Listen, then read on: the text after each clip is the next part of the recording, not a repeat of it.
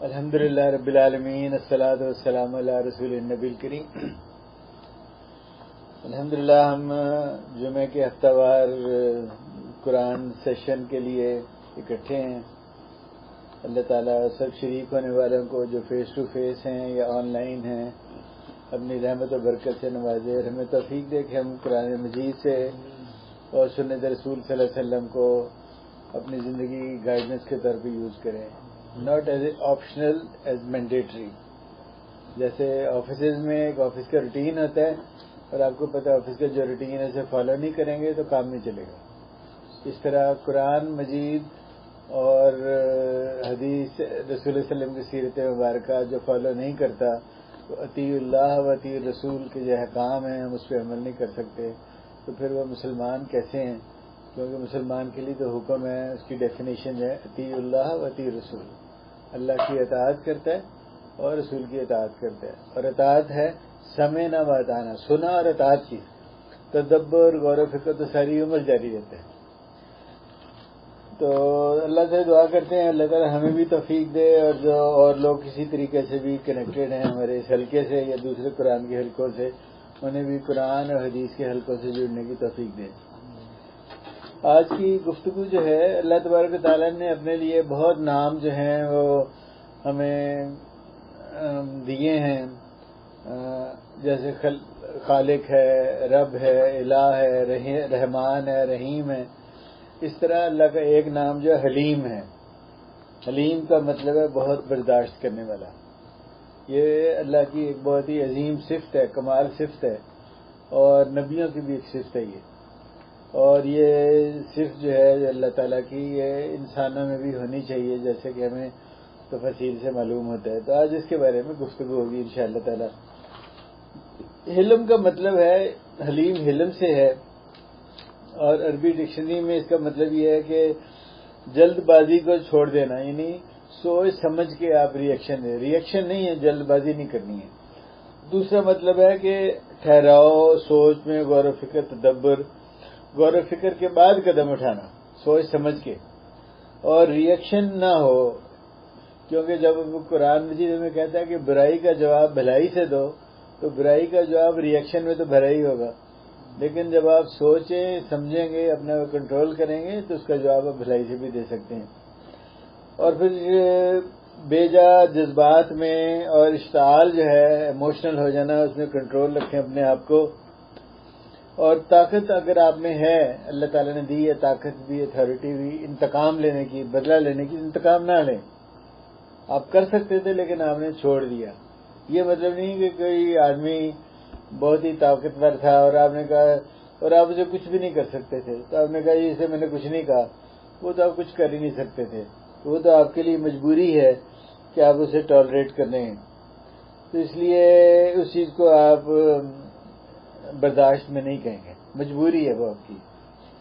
تو اس چیز کو ہم صبر بھی کہہ سکتے ہیں، برداشت بھی ہے، تحمل ہے، حوصلہ ہے، انگلش میں آپ کہیں گے پیشنس اور کول ہونا، کہ ریئیکشن جو ہے وہ نہیں ہے، اور یہ چیز ہر مسلمان میں مطلوب ہے۔ سب سے پہلے ہم دیکھتے ہیں اللہ تعالیٰ نے اپنے ناموں کے ساتھ مختلف آیات میں اپنے حلیم کے لفظ کو کیسے استعمال کیا ہے۔ پہلا مقام جو ہے علیم حلیم جو ہے، یہ سورہ نساء میں، سورہ حج، سورہ احزاب میں ہے۔ اللہ جو ہے ہر نام کے ساتھ اس کے معنی ہیں، علیم کا مطلب ہے جاننے والا، حلیم کا مطلب برداشت کرنے والا، اور ہر نام کے اندر ایک معنی ہے، لیکن جب دونوں نام اکٹھے استعمال ہوں تو مل کے ایک کمپاؤنڈ میننگ دیتے ہیں وہ۔ یہاں پہ کیا ہوا کہ جو یہ کتاب جو میں نے جس کا مطالعہ کیا ہے اس نے یہ لکھا کہ آپ کیا پتہ مجھے اس لیے برداشت کر رہے ہوں کہ آپ میرے ماضی سے، میری خلوت سے، میرے اور دوستوں سے، بزنس سے واقف نہیں ہیں، میں کیا حرکتیں کر رہا ہوں، کیا کر رہا ہوں، لیکن اللہ تعالیٰ تو ہر چیز کا علم رکھتا ہے۔ تو جب اللہ تعالیٰ ہر چیز کا علم رکھتا ہے تو وہ اللہ تعالیٰ کہہ رہا ہے کہ دیکھو میں ہر چیز جانتا ہوں تمہارے بارے میں، اور جو ہونے والی وہ بھی اور جو کر رہے وہ بھی، اور وہ اللہ جو ہے علیم بذات صدور ہے، جو سینوں میں خیالات اٹھتے ہیں اس سے بھی واقف ہو، تو سب کچھ جانتا ہے اور پھر ہمیں برداشت بھی کرتا ہے۔ برداشت کرتا ہے تو رزق بھی دے رہا ہے، اولاد بھی دے رہا ہے، اور اتنے اور چیزیں بھی دے رہا ہے، وہ تو ہر چیز جو ہے ہماری سے پوری طرح واقف ہے۔ دوسرا ایک لفظ اللہ نے استعمال کیا، اللہ تعالیٰ نے غفور الرحیم، غفور حلیم۔ غفور کا مطلب ہے بہت بخشنے والا، مغفرت سے ہے، اور حلیم برداشت کرنے والا۔ تو بخشنے والے کا مطلب ہے کہ آپ نے ایک غلط کام کیا، پھر اللہ سے توبہ کیا، رجوع کی، معافی مانگ لی، پھر کیا، پھر معافی مانگ لی، پھر کیا، جب نہیں کرتے کہ اللہ تعالیٰ کو معاف توبہ کرنے والے لوگ بہت محبوب ہیں، کیونکہ وہ صدق کے دل سے پشیمان بھی ہوتے ہیں، شرمندہ بھی ہوتے ہیں، غلط کام ہو گیا، اور اس کے بعد اللہ تعالیٰ رجوع بھی کرتے ہیں، پھر چیزیں، کوئی حالات، کوئی خیالات جو ہے، انوائرمنٹ جو اس پہ قابو پا لیتی ہے، تو غلطی ہو جاتی ہے ان سے۔ اس کے باوجود اللہ کہہ رہا ہے کہ بے شک میں تمہیں بار بار معاف کر رہا ہوں، میں تمہیں برداشت بھی کر رہا ہوں۔ تو یہ ایک اور صفت ہے اللہ تبارک و تعالیٰ کی۔ اس طرح یہ جو لفظ ہے غفور حلیم، تو یہاں یہ لفظ بھی آتا ہے قرآن میں 2 مقامات پہ، حلیم غفورا، یعنی اس کا الٹ جو ہے۔ تیسرے مقام پہ آیا واللہ غنی حلیم۔ غنی اور حلیم، غنی کا مطلب بے نیاز، دولت مند، کسی کا محتاج نہیں۔ اللہ تو ہے، وہ تو سب لوگ اس کے محتاج ہیں، وہ کسی کا محتاج نہیں ہے۔ اور جب وہ کسی کا محتاج نہیں ہے تو ہو سکتا ہے کہ میں آپ سے اس لیے آپ کسی کو ٹالریٹ کر رہے ہو، کل کو اس سے کام پڑ جائے گا، یا وہ دفتر میں ہے یا گھر میں ہے یا اور اس طرح سے کوئی سلسلہ ہے، لیکن اللہ تو کسی چیز کا محتاج نہیں ہے، وہ غنی ہے۔ لیکن غنی ہونے کے باوجود وہ کہتا ہے کہ مجھے کسی سے کوئی غرض نہیں ہے، لیکن اس کے باوجود میں سب کو برداشت بھی کرتا ہوں۔ پھر یہ شکور حلیم، شکور قدر کرنے والا اور حلیم برداشت کرنے والا۔ اس میں تو کمال کی بات ہے کہ ہم کسی بندے کو برداشت کرتے ہیں کہ اس نے بڑی اچھی خدمتیں کی ہیں، لیکن کبھی یہ ہوتا ہے کہ جو اس نے پاسٹ میں کیا ہوتا ہے، جیسے لوگوں کی انکریمنٹ دسمبر میں لگتی ہے، تو دسمبر میں بھی ان سے مس ہیپ ہو جائے تو سارے سال کی محنت جو ہے وہ پیچھے چلی جاتی ہے، نہیں اب ایسے کیا تھا، 11 مہینے کام کیا، وہ کوئی نہیں پوچھتا۔ تو اللہ تعالیٰ نے کہا کہ میں تو تمہاری زندگی کی ایک ایک نیکی کی قدر کرتا ہوں، کوئی چھوٹی سے چھوٹی نیکی جو ہے وہ بھی نہیں میرے سے پیچھے رہے گی، اور کہ نیکیوں کا کئی گنا میں اجر بھی دوں گا، اور اس کے ساتھ میں تمہارے گناہوں کے تمہیں برداشت بھی کر رہا ہوں۔ لہذا وہ ہماری نیکیوں کی قدر بھی کرنے والا ہے اور برداشت بھی کرنے والا ہے۔ اور 5واں آخری مقام ہے حلیم العظیم۔ یہ بھی سورہ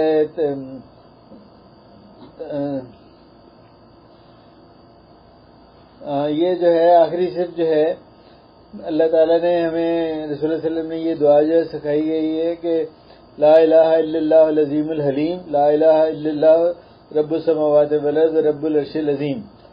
یہ جو ہے یا لا الہ الا اللہ حلیم العظیم، یا اللہ تیرے سوا کوئی معبود نہیں، تیری عظمتوں کی کوئی انتہا نہیں، تیری برداشت کی بھی کوئی انتہا نہیں، لہذا وہ عظیم ہے اور عظیم ہو کے بھی برداشت کر رہے۔ اور یہ ایک فانی اور لافانی کا کیا آپس میں جوڑ ہے کہ وہ برداشت کر رہے ہیں، لیکن اللہ تعالیٰ کی یہ صفت ہے کہ یوں کہیے کہ کائنات قائم ہے تو صفت حلم کی وجہ سے قائم ہے کہ وہ برداشت ہے۔ تو یہ چیز جو ہے یہ ضروری ہے کہ عالم کے لیے، ٹیچر کے لیے، مدرس کے لیے، لیکچرر پروفیسر کے لیے، ٹیوشن پڑھانے والے کے لیے جتنا علم ضروری ہے اسی طرح حلم بھی ضروری ہے، قوت برداشت، کیونکہ ہر آدمی آپ کے سوچ کے مطابق تو بہیو نہیں کرتا، جیسے بھی کرے گا آپ کو اپنے مقصد میں آگے چلنے کے لیے برداشت کرنے کی ضرورت ہے۔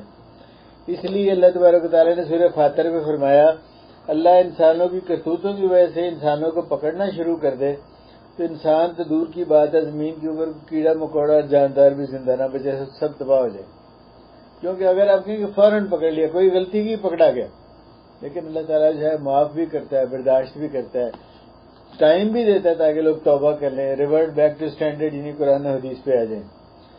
تو آپ دیکھیں دنیا میں کتنی آبادی ہے جو اللہ تعالیٰ کے ساتھ کہتی ہے کہ اللہ تعالیٰ کا بیٹا ہے، حضرت عیسیٰ کو بھی بیٹا کہتے ہیں، حضرت عزیر کو بھی بیٹا کہتے ہیں، اور مسلمانوں کی کتنی آبادی ہے جو قبروں پہ جا جا کے ماتھے ٹیکتے ہیں، کہتے ہیں کہ اس نے ہمیں بچہ دینا ہے، اس نے ہمیں جاب دینی ہے، اس نے ہمیں عزت دینی ہے، لیکن اللہ تعالیٰ سب کو برداشت کر رہا ہے۔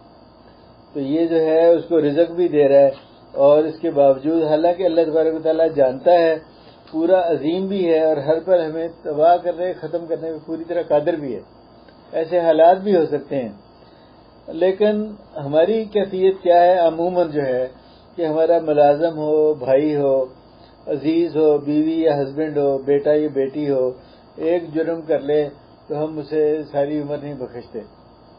ہم کہتے ہیں کہ I will forgive, I will not forget. تو اس سے گناہ ہو جائے ہم اسے معاف کرنے کے لیے تیار نہیں ہیں. اگر ہم معاف نہیں کریں گے تو ڈر لگتا ہے کہ اللہ بھی ہمیں معاف نہ کرے. تو معاف کرنا چاہیے، دل کو کینے سے بغض سے صاف کرنا بھی چاہیے. اس لیے اللہ تعالیٰ نے سورہ نور میں کہا انہیں چاہیے کہ معاف کر دیا کریں، انہیں چاہیے کہ درگزر کریں. درگزر کر دیا کریں تو کیا تم نہیں جانتے کہ اللہ تعالیٰ تمہیں معاف کرے؟ لہذا یہ سوچ کے کریں کہ اللہ تعالیٰ ہمیں معاف کرے، ہم ان سب کو معاف کرتے ہیں. یہ چیز ایک صحابی کے بارے میں صلی اللہ علیہ وسلم نے کہی کہ انہوں نے کہا کیا چیز ہے یہ؟ وہ کہا کہ ایک آدمی جو جنتی ہے، بتایا 2-3 دفعہ. تو غالباً حضرت ابن عمر تھے، ان کے گھر گئے، رات رہے. انہوں نے کہا خاص تو عبادت نہیں کرتے، یہ تمہارے لیے خوشخبری کیوں آئی؟ انہوں نے کہا کچھ نہیں، میری تو عبادت یہی ہے، لیکن بس بات یہ ہے کہ میں اپنے دل میں کسی کے لیے بغض نہیں رکھتا، دل میں صاف رکھتا ہوں. یہ جو صفت ہے حلیم ہونے کی، برداشت کرنے کی، یہ نبیوں میں بھی ہے. یعنی اللہ تعالیٰ نے اپنی صفات رکھی ہیں، نبیوں میں بھی ہے. جیسے حضرت ابراہیم کے بارے میں کہا گیا ان ابراہیم لحلیم اواہ منیب، بے شک میرا بندہ ابراہیم بڑے تحمل والا، نرم دل، اللہ کی جانب جھکنے والا تھا. اور پھر جب ابراہیم علیہ السلام کو بڑا بیٹا دیا اسماعیل، تو انہیں خوشخبری دے کے کہا بشرو بغلام حلیم، تجھے مبارک ہو، ہم تجھے بیٹا دیں گے اور بیٹا بھی برداشت کرنے والا اور تحمل والا ہوگا. اس کی بھی صفت بتائے گی، باپ کی بھی صفت ہے حلیم اور بیٹے کی بھی صفت ہے کہ وہ برداشت کرنے والا ہوگا. اب سوچئے کہ حضرت ابراہیم کو کس عمر میں 90 سال کے 100 سال کی عمر تھی جبکہ بیٹا حضرت اسماعیل عطا کیے گئے. تو اس بڑھاپے میں تحمل والے بیٹے کی کتنی قدر ہوتی ہے. بیٹے تو ہوتے ہی ہیں، سب کو بیٹوں کی قدر ہوتی ہے، لیکن خادم تو کوئی ہوتا ہے، اور بیٹوں میں خدمت کوئی کرتا ہے. جو بیٹے خدمت کرنے والے ہوتے ہیں ان میں بوڑھے انسان کی باتوں پہ صبر، برداشت اور تحمل لینے والا بھی کوئی ہوتا ہے. رب تعالیٰ نے اپنے پیغمبر کو مبارکباد دی تو کہا ایسا بیٹا دیں گے جو تحمل والا ہوگا اور برداشت کرنے والا ہوگا. لہذا تحمل میں ایک اور چیز بھی ہے، کئی دفعہ ہم اس لیے کوئی ریئیکشن لوگوں کو، ہماری مرضی کے خلاف بات ہو، کوئی اصول توڑا جائے تو ہم ریئیکشن اس لیے دیتے ہیں تاکہ لوگ یہ نہ سمجھے کہ میں کمزور ہوں، میں نے نوٹس نہیں کیا. ہاں مجھے پتہ ہے، آئی کین ٹیک ایکشن. یہ جو چیز ہے کہ لوگ یہ سمجھیں کہ میں بڑا کمزور ہوں، اس وجہ سے بدلہ لینے کے لیے انتقام کا جذبہ جو ہے نا وہ کچھ نہ کچھ تو مجھے کرنا ہے ضرور. لیکن رسول اللہ صلی اللہ علیہ وسلم نے ہمیں کیا تعلیم دی ہے کہ جو لوگوں کو پچھاڑ دے، شکست دے کشتی میں، اصل میں وہ بہادر نہیں ہے. بہادر تو وہ جو غصے کے وقت مضبوط کنٹرول رکھتا ہے اور اپنے آپ کو ضبط رکھتا ہے. یعنی سیلف کنٹرول انتہائی اہم کوالٹی ہے، تاکہ آپ کا جو بیہیویئر ہے، مسلمان کا جو بیہیویئر ہے وہ ریئیکشن نہیں ہو، سوچ سمجھ کے ہو اور ایک مسلمان کے لائق ہو کرنے کے. یہاں ایک مسلمان ایسے بہیو کرتا ہے. لہٰذا جتنی برداشت کسی کی بڑھتی جائے گی، قوت ارادی اور اس کی ہمت بھی اس طرح بڑھتی جائے گی، کیونکہ وہ سیلف کنٹرول، اس میں اپنے آپ پہ قابو ہے. وہ ایک انسٹنٹینیس ریئیکشن جو ہے اس کا نہیں آتا.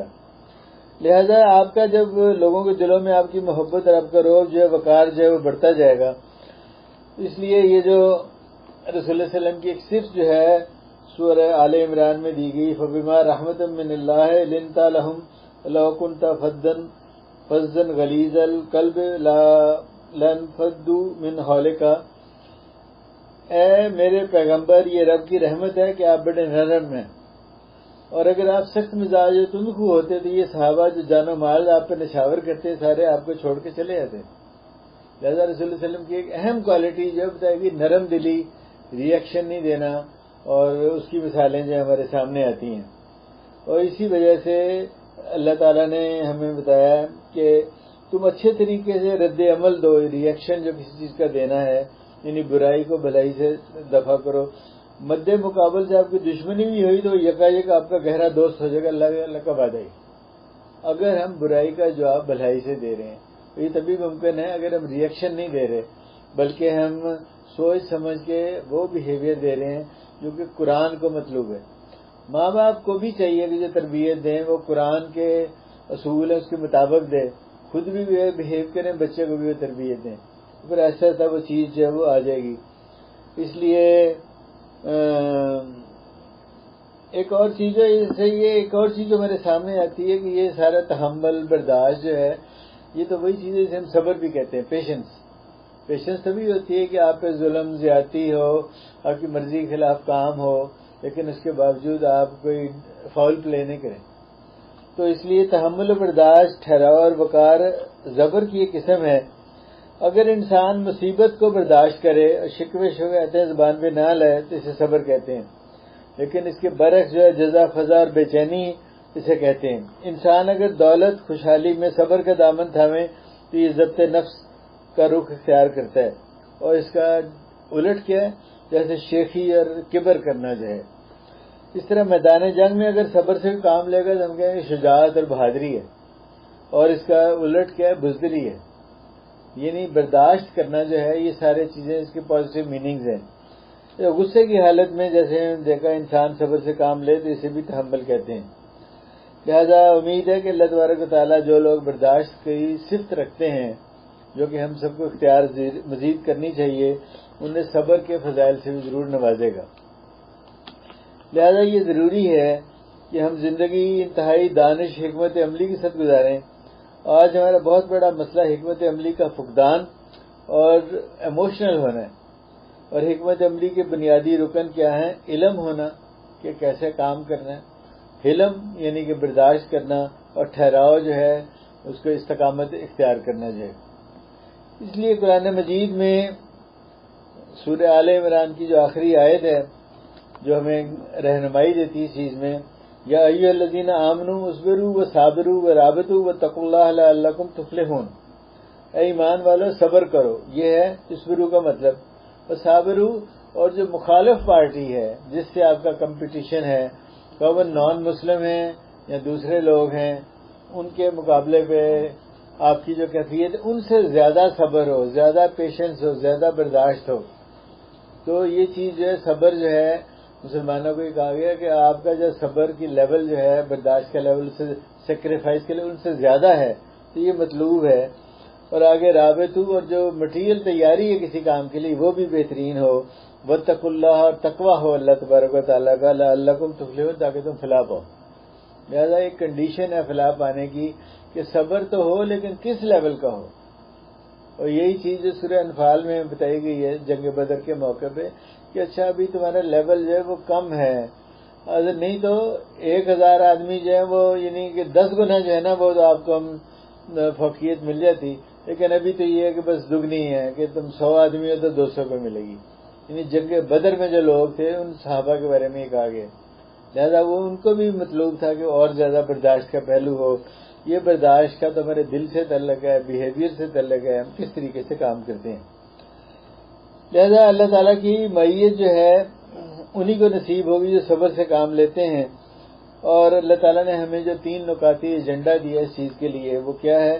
اطیعوا اللہ ورسولہ ولا تنازعوا وتفشلوا وتذهب ريحكم واصبروا ان اللہ مع الصابرین۔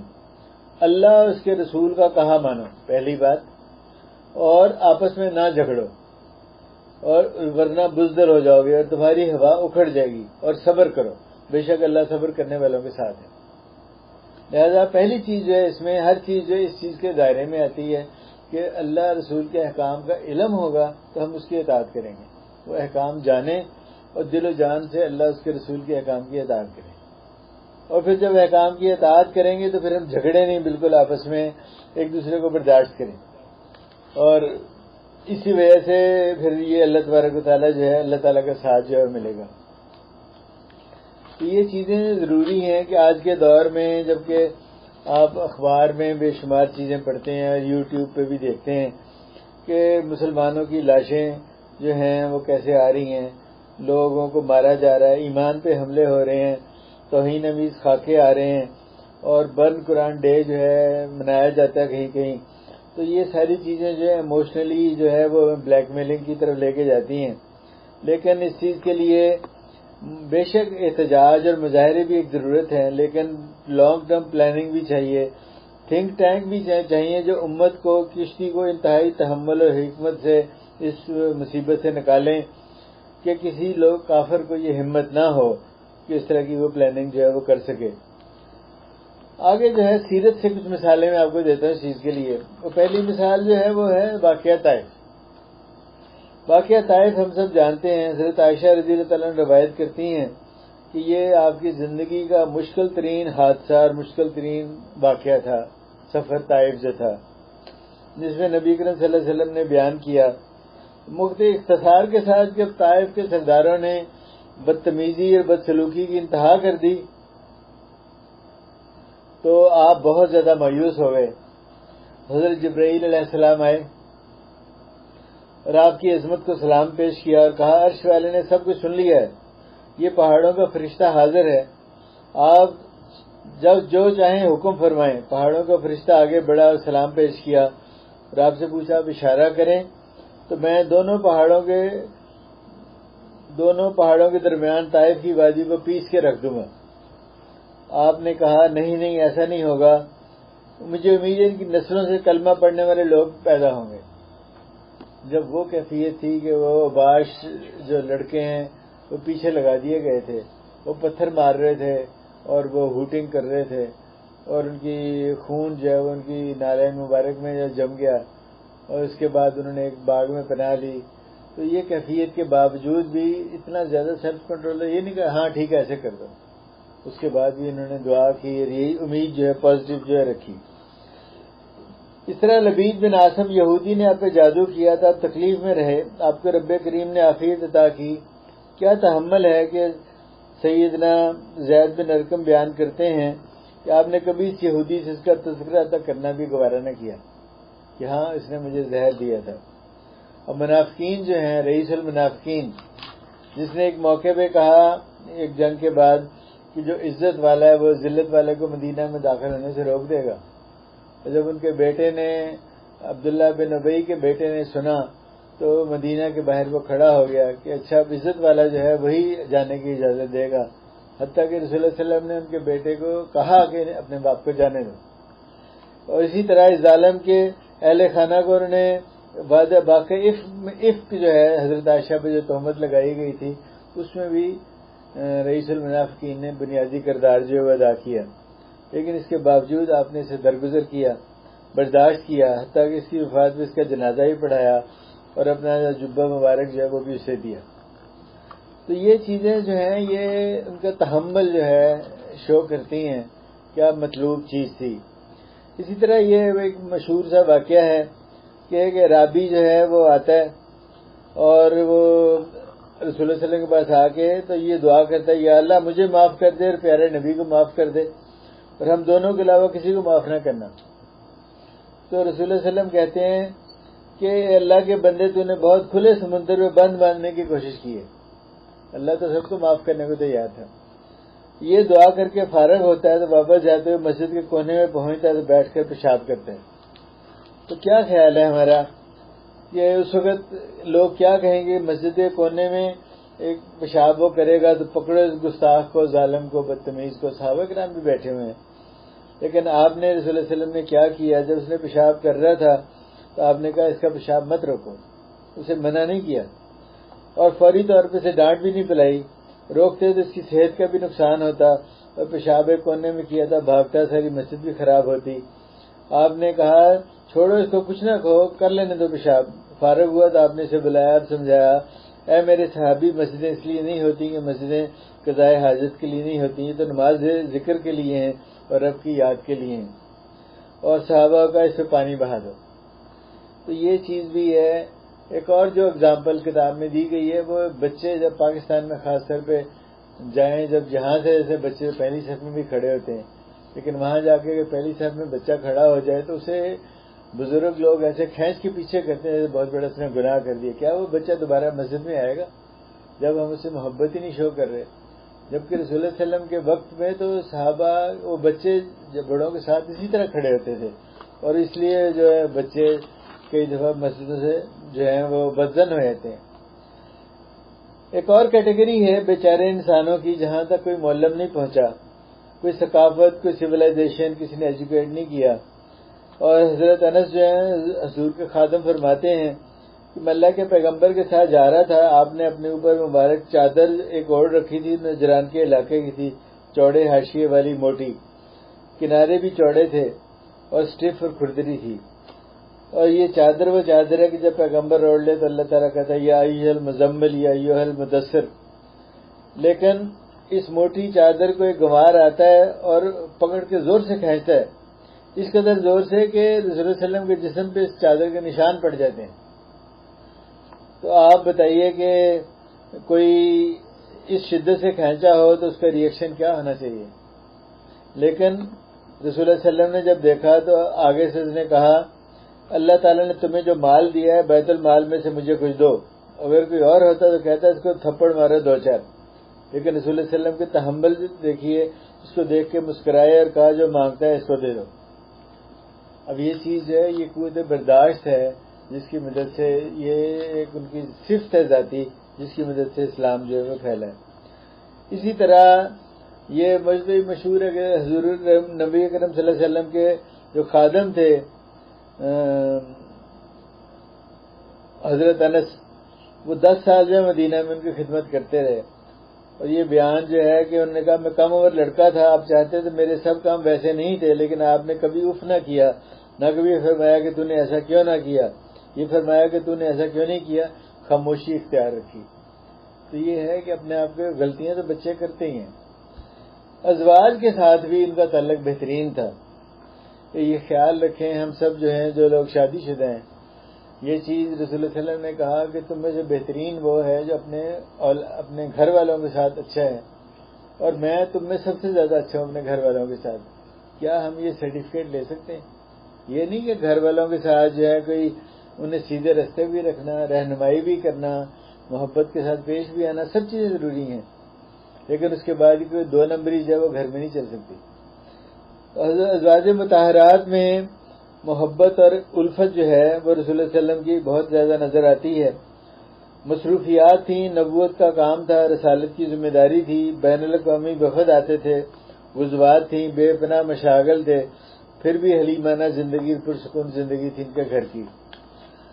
ایک مختصر سا واقعہ ہے کہ رسول اللہ علیہ وسلم ایک بیوی کے گھر پہ تھے، تو دوسری بیوی نے ایک رکابی میں پلیٹ میں کھانا کچھ بھیجا ڈال کے، تو جس کے گھر میں تھے اس نے کوئی ہاتھ مار کے وہ کھانا جو ہے زمین پہ گرا دیا، رکابی جو وہ ٹوٹ گئی. تو رسول اللہ صلی اللہ علیہ وسلم نے اس کے ٹکڑے جمع کیے، اس میں جو کھانا تھا اسے سمیٹا، اور یہ کہتے رہتے ہیں تمہاری ماں حاجرہ نے بھی ایسی غیرت کی تھی. پھر آپ نے خادم کو ٹھہرایا، اس بیوی سے اس کے گھر میں آپ تھے، دوسری رکابی لے کر اس کو دے دی، یا ٹوٹی رکابی اس کے گھر میں رکھ دی جس نے توڑی تھی، یعنی اس کو واپس بھی کر دی.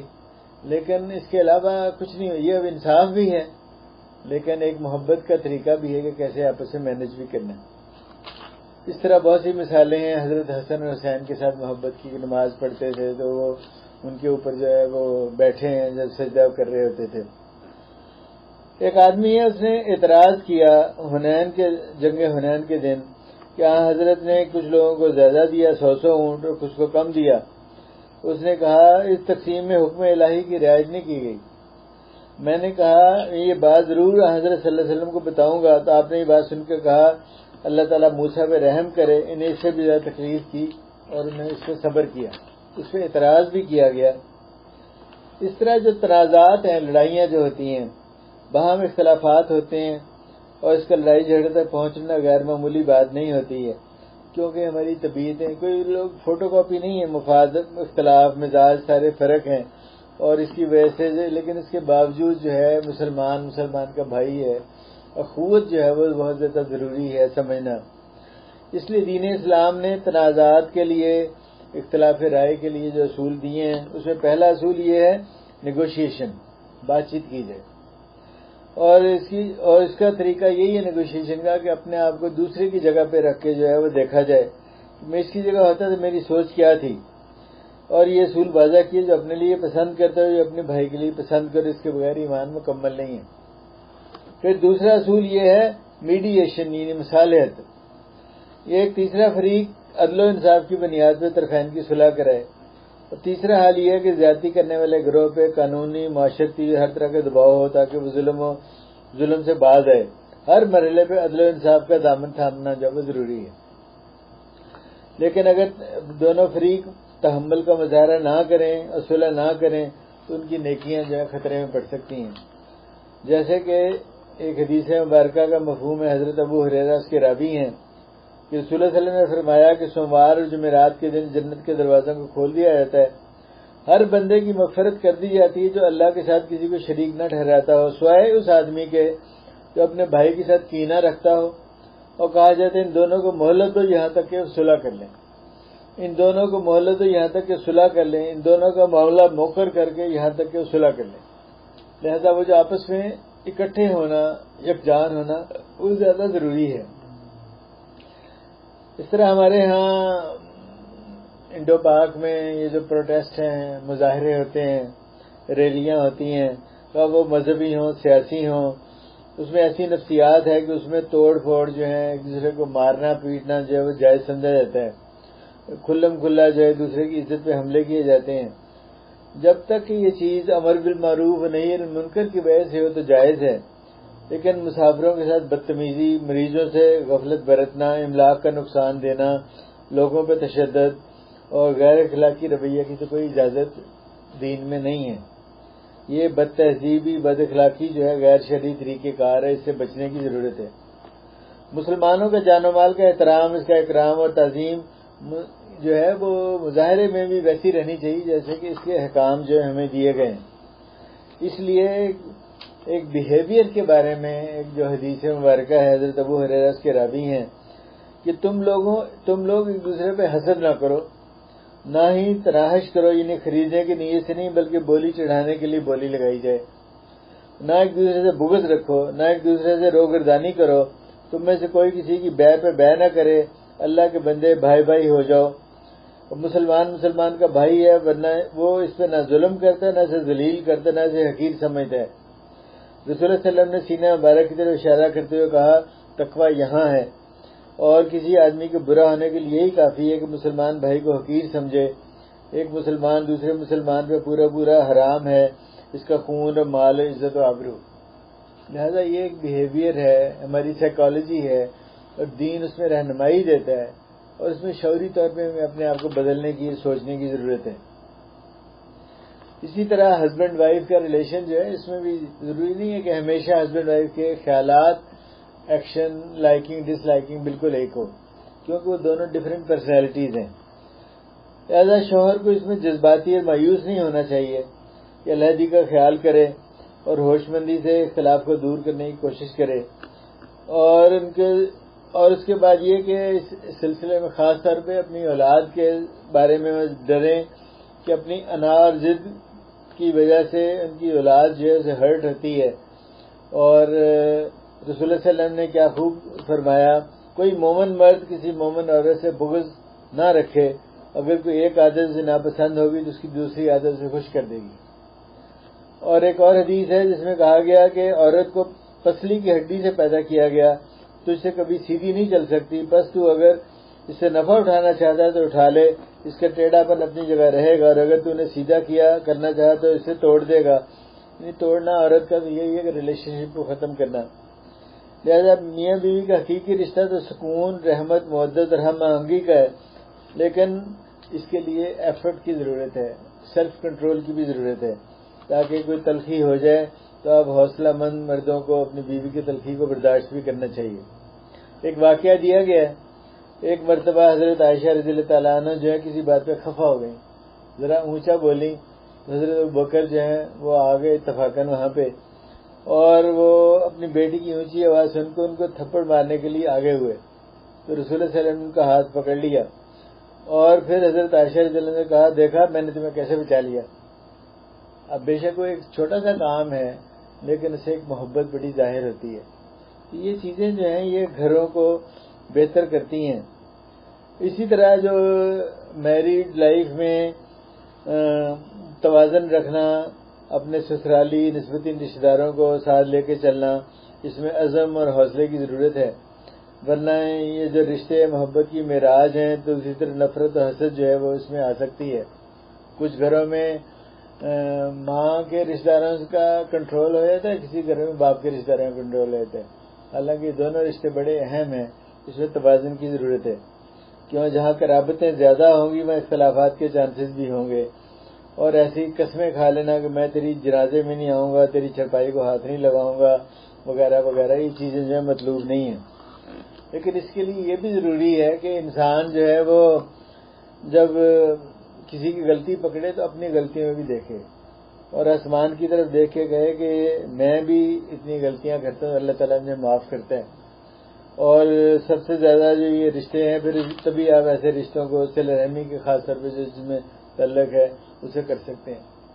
ایک اور بیہیویئر میں چیز آتی ہے جو کہ رسول اللہ صلی اللہ علیہ وسلم اور خلفائے راشدین کے وقت سے بھی ہے کہ اپنے باورچی، خادم، ڈرائیور، صفائی والا، حجام، دیگر کے ساتھ آپ کا بیہیویئر کیسا ہے، یعنی جو آپ سے دنیا میں لوگ کم ہیں ان کے ساتھ کیسے بیہیو کرتے ہیں، انہیں عزت و اکرام دیتے ہیں کہ نہیں دیتے ہیں، وہاں بھی ہمارے صبر کا امتحان ہے، کیونکہ یہ ہمارے حسن اخلاق کا ایک پیمانہ بھی ہے۔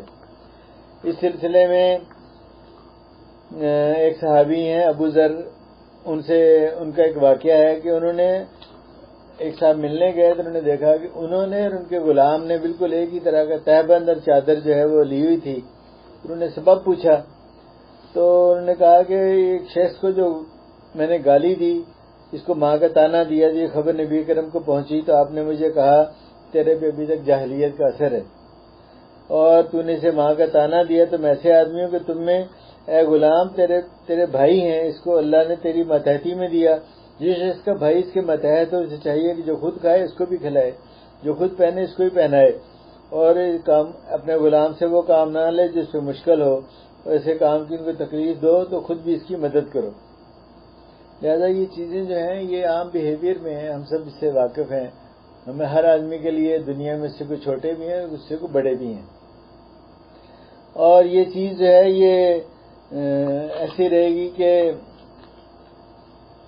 اس لیے رسول اللہ صلی اللہ علیہ وسلم نے کہا کہ مومن کا جو حال ہے اس کے ہر طریقے میں خیر ہے، اور جب اسے یہ کبھی شکر کرتا ہے کچھ چیزیں نعمتیں ملتی ہیں، اور جب مشکلات آتی ہیں تو صبر کرتا ہے۔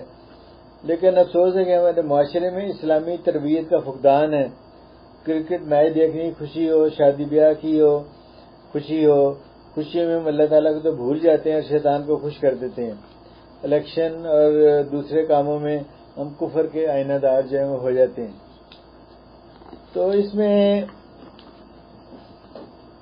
ایک اور چیز جو ہے، یہ بات نہیں کہ صحابہ کرام ایک دوسرے کو مشورہ نہیں دیتے تھے، روکتے نہیں تھے۔ مثال کے طور پہ جنگ موطا میں بہت سے ایسے صحابی جو ہیں وہ شہید ہوئے، وہ 1000 کے قریب، جو کہ حافظ قرآن تھے۔ تو حضرت عمر رضی اللہ عنہ نے حضرت ابوبکر جو اس وقت خلیفہ تھے انہیں کہا کہ آپ قرآن کی تدوین کریں، انہیں اکٹھا کریں تاکہ یہ چیز ختم نہ ہو جائے۔ تو سیدنا ابوبکر جو ہے بار بار کہتے کہ میں کیوں ایسا کام کروں جو کہ رسول اللہ صلی اللہ علیہ وسلم نے نہیں کیا، لیکن حضرت عمر مسلسل دلائل دیتے رہے، حتیٰ کہ حضرت ابوبکر نے رائے سے رجوع کر لیا، اور اس کے بعد جو ہے حضرت زید کو اس چیز پہ مقرر کیا گیا، اور سارے جہاں نسخے جو لکھے ان کو اکٹھا کر کے تو بڑی محنت سے وہ قرآن جو تدوین کی گئی، جس کی فردر کاپیز جو ہیں وہ حضرت عثمان نے پھر کی۔ اس وقت یہ قرآن جو تدوین کیا گیا تھا حضرت حفصہ کے پاس تھا رضی اللہ عنہ، اور وہ پھر جو کہ سلطنت بہت وسیع ہو گئی تھی حضرت عثمان کے وقت، تو ان کے جو دارالحکومت تھے اس میں وہ مختلف کاپیاں جو ہیں رکھی گئیں۔ لیکن مقصد یہ کہنے کا کہ خلیفہ وقت تھے لیکن ان کی مرضی کے خلاف۔ اس طرح زکوٰۃ کا بھی معاملہ، جب جن لوگوں نے انکار کیا، حضرت ابوبکر اس پہ لڑائی کرنا چاہ رہے تھے، تو اس وقت بھی وہ ان کا ایک رائے تھی، اور حضرت اکثریت صحابہ کی یہی کہہ رہی تھی کہ نہیں ابھی تو ہم ابتدائی دور میں ہیں، انہیں جانے دیجیے۔ لیکن جب انہوں نے فیصلہ کر لیا تو حضرت عمر نے کہا کہ ان کی اطمینان دے کے میرا بھی دل ٹھک گیا اس کو۔ وہ کہتی ہے جب اپنی رائے کو بدلنا جو ہے، اس چیز کو یہ نہ سمجھیے کہ یہ کمزوری ہے، یہ رائے سے ہم رجوع کرنا چاہیے، جب اچھی چیز ملے سے اڈاپٹ کرنا چاہیے۔ ایک اور بڑی اہم چیز جو ہے، ہم سب جو ہے الفاظ جو ہے استعمال کرتے ہیں اپنی کمیونیکیشن کے لیے، تو اس میں اچھے الفاظ کو استعمال کرنا، مہذب الفاظ استعمال کرنا، اس میں اہل علم جو ہیں وہ کہتے ہیں کہ معمولی اختلاف الفاظ کی شدت لہجے کی درستی کو ہے اسے بڑھا دیتے ہیں۔ سچ کہتے ہیں کہ الفاظ کی اپنی شخصیت ہے، کبھی یہ زخموں پہ مرہم کا کام دیتے ہیں، کبھی نمک چھڑک دیتے ہیں، اور یہ حوصلہ بھی بڑھاتے ہیں، حوصلہ شکنی بھی کرتے ہیں۔ الفاظ محبت بھی پیدا کرتے ہیں، نفرت بھی پیدا کر سکتے ہیں۔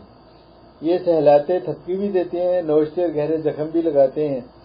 کبھی بعض گروپ پر مجالس اور خطبات میں لہجوں کی شدت جو ہے ناقابل برداشت بھی رہتی ہے۔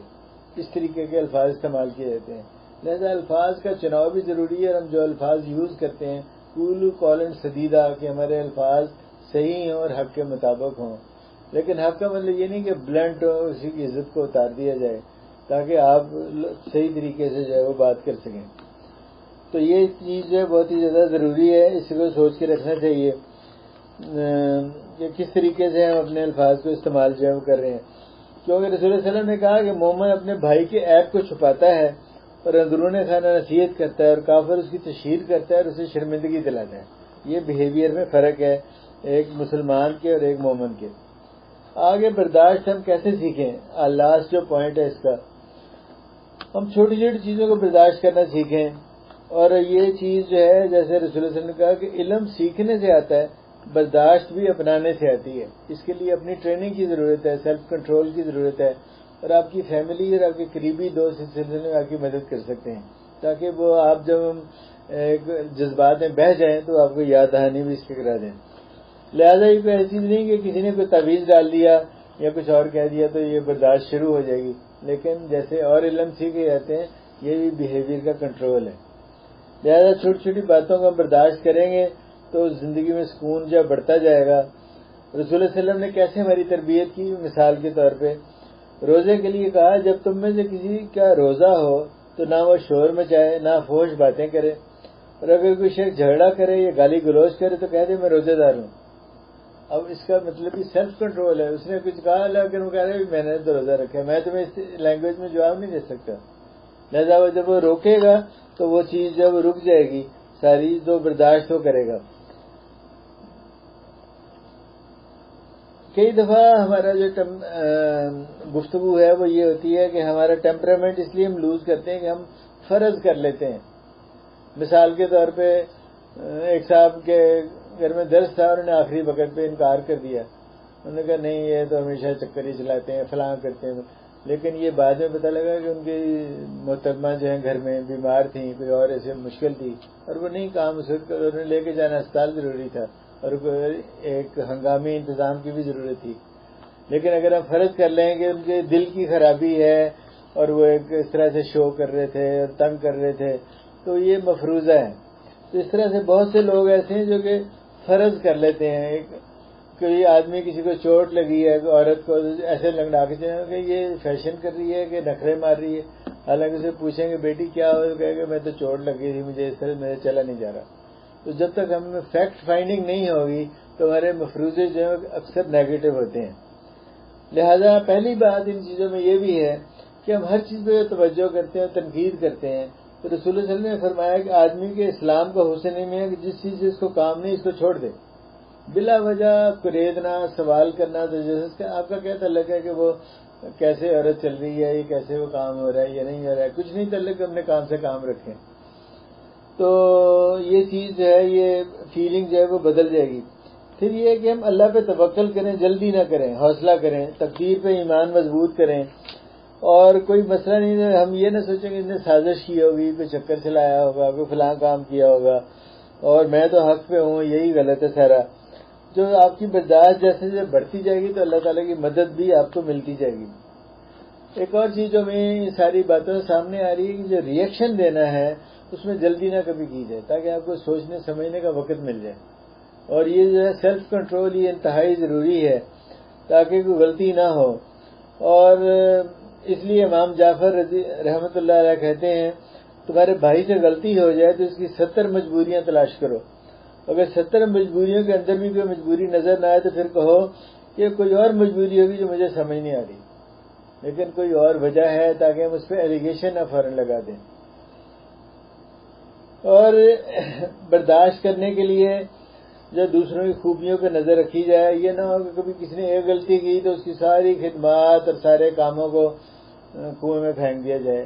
مثال کے طور پہ ایک بدری صحابی تھے جنہوں نے جنگ بدر میں شرکت کی، جب فتح مکہ کے لیے فوج روانہ ہونے لگی تو رسول اللہ صلی اللہ علیہ وسلم نے سختی سے کہا کہ اس کی کوئی خبر نہ دی جائے. حضرت حاتب ان کا نام تھا. تو حضرت حاتب نے ایک عورت کے ہاتھ ایک خط جو ہے قریش کو بھیج دیا تاکہ وہ انہیں اطلاع ہو جائے اس چیز کی. اور مقصد کیا تھا؟ تاکہ وہ ان کی بیوی بچے مکہ میں تھے تو ان کی حفاظت ہو جائے.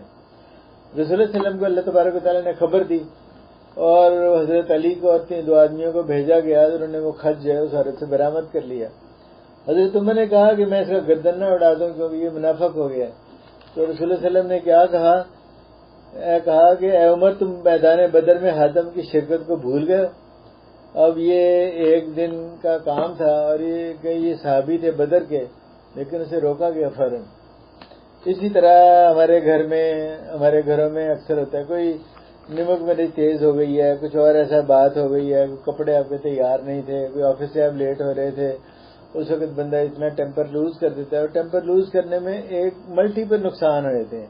گھر کا ماحول بھی خراب ہو جاتا ہے، بچے اسکول جانے سے لیٹ ہو جاتے ہیں اور وہ انوائرمنٹ کو نارمل کرنے میں بہت ہی مصیبت ہو جاتی ہے. اسی لیے رسول اللہ صلی اللہ علیہ وسلم نے کہا کہ غصے میں ہو اور آپے سے باہر ہو تو آپ کھڑے ہو تو بیٹھ جائیں، بیٹھے ہیں تو لیٹ جائیں، خاموش ہو تو پھر بھی نہ جب برداشت ہو رہا تو وضو کر لیں، انشاءاللہ بہت سی برکتیں حاصل ہوگی. یعنی سیلف کنٹرول جو ہے، ریئیکشن نہ دیا جائے کہ غصے میں 50% ڈائیورسز جو ہے غصے کی وجہ سے ہوتی ہیں اور بعد میں ان لوگوں کو افسوس ہوتا ہے کہ جی ابھی کیا کوئی طریقہ ہے حلالہ کرنے کا یا کچھ اور کرنے کا. اس طرح اگر اختلاف ہے تو اسے آپ کہتے ہیں کہ we agree to disagree. اب یہ بھی کیفیت ہے کہ ہاں بھی ٹھیک ہے، اس کا یہ خیال ہے میرا یہ خیال ہے، اس پہ ہم آگے جو ہے چل سکتے ہیں. لہذا لوگ جو ڈفرینٹ ہوتے ہیں، ڈفرینٹ تھاٹس ہوتی ہیں. گھر میں بھی آپ عورت اور مرد کی پسند جو ہے ڈفرینٹ ہوتی ہے، لیکن اسے برداشت کرنا جو ہے گھر کو چلانے کے لیے بہت زیادہ ضروری ہے. یہ بھی ضروری ہے کہ ایسے جو لوگ ہیں حلیم الطبع جو ہیں، جو بزرگ ہیں دین کو سمجھتے ہیں، جن کا سیلف کنٹرول ہے. کچھ بوڑھے ہیں بزرگ جو کہ بہت ہی شارٹ ٹیمپر ہوتے ہیں، لیکن کچھ ہیں جو بہت ہی ان کا اچھا کنٹرول ہوتا ہے. ان کی صحبت زیادہ سے زیادہ اختیار جو ہے وہ کریں. تو اس سے یہ ہے کہ جلدی وہ اپنے آپ کو لوز جو ہے وہ نہیں کرتے. آج کل میڈیا کا بڑا دور ہے اور میڈیا کا مطلب ہے یوٹیوب اور ٹی وی جو ہیں اپنی ریٹنگ بڑھانے کے لیے سینسیشنل خبریں دیتے ہیں. خبر اندر سے کچھ بھی نہیں ہوگی لیکن ایسے خبر دی جائے گی جس طرح پر سبھی جنگ جو ہے وہ شروع ہونے لگی ہے. تو یہ جو ہے زیادہ اس پہ وقت لگانا جو ہے جس میں سیاسی تنازعات کو اور مختلف اور ریلیشن شپ کو خراب کیا جاتا ہے، تاکہ وہ تو ریٹنگ کے چکر میں ہوتے ہیں لوگ، لیکن لوگوں پہ اس کے اثرات ہو رہے ہوتے ہیں. اور اکثریت چیزوں کی جھوٹ ہوتی ہے، جھوٹ اندر جا رہا ہوتا ہے تو انسان کی سائیکی پہ بھی اس کا فرق پڑتا ہے. اور ہماری جو زندگی ہے اس میں اتنی زیادہ مصروفیتیں نہ لے آئیں کہ آپ کا بیلنس ہے لائف کا خراب ہو جائے، کام میں، گھر کی زندگی میں، دین کے کام میں. اس لیے رسول اللہ صلی اللہ علیہ وسلم کے سامنے ایک عورت کا ذکر کیا گیا جو رات کو سوتی نہیں تھی، پوری رات نماز پڑھتی تھی. تو رسول اللہ صلی اللہ علیہ وسلم نے کہا تم وہی اعمال اپنے اوپر لازم کرو جس کی تم میں طاقت ہو، تاکہ استقامت سے وہ کام کر سکو. تھوڑا کرو لیکن وہ مستقل جو ہے وہ کرتے رہو. ہم شکریہ کہنے میں اور سوری کہنے میں بھی کافی بخل سے کام لیتے ہیں. یہ جو سوری کہنا ہے یہ بھی ایک طرح سے توبہ کی ایک ہلکی شکل ہے. حالانکہ سوری بہترین شکل تو یہ کہ ہم توبہ اختیار کریں، لیکن جزاک اللہ کہنا، تھینک یو کہنا، اپریشیٹ کرنا، یہ نہیں کہ صرف لپ سروس ہو لیکن اندر سے یہ فیلنگ ہو ہماری کہ ہاں اس نے ہمارے لیے کچھ بھی کام کیا ہے، یہ اچھا بہیو کیا ہے، یہ آپ کو اجازت دے دی ہے. اسے ہم ایک عادت جو ہے بنانے کی کوشش کریں. اس طرح اسلام کرنا، جیسے رسول اللہ نے کہا اسلام کو پھیلاؤ. آپ اپنے چھوٹے بڑوں کو، آفس میں جاتے گیٹ کیپر کو، صفائی کرنے والے کو اسلام کو دیکھیں، ان سے آپ کا محبت کا ریلیشن جو ہے وہ شروع ہو جائے گا.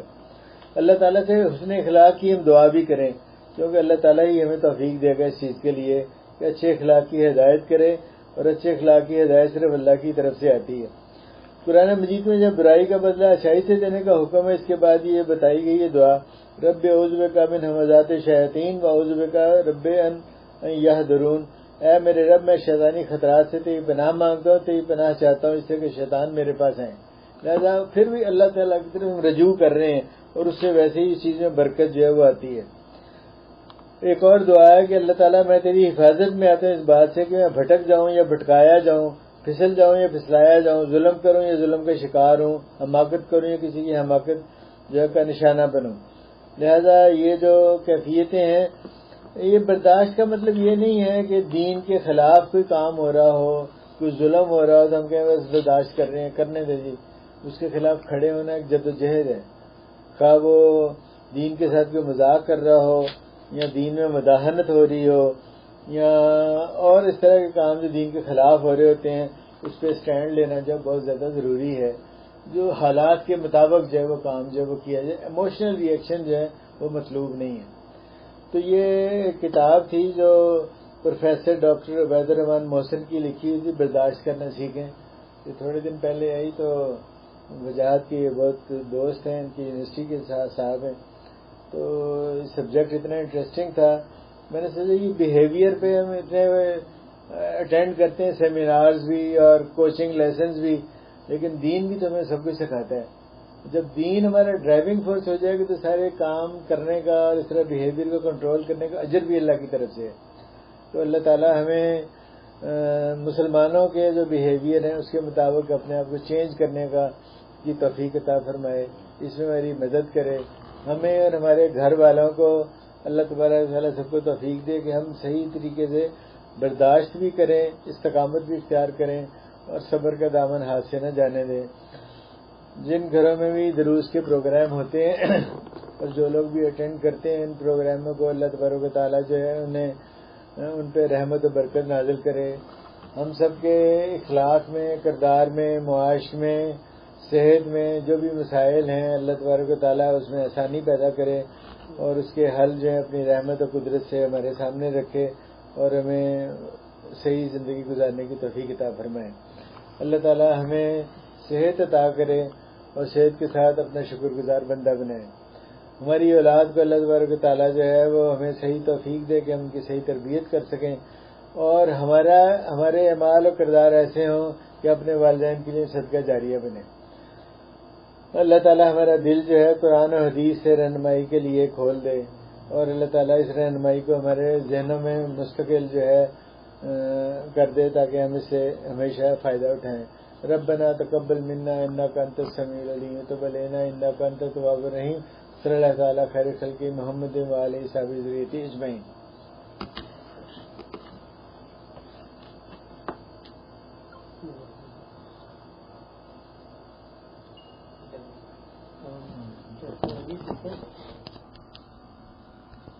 سلمان یہ چائے دینا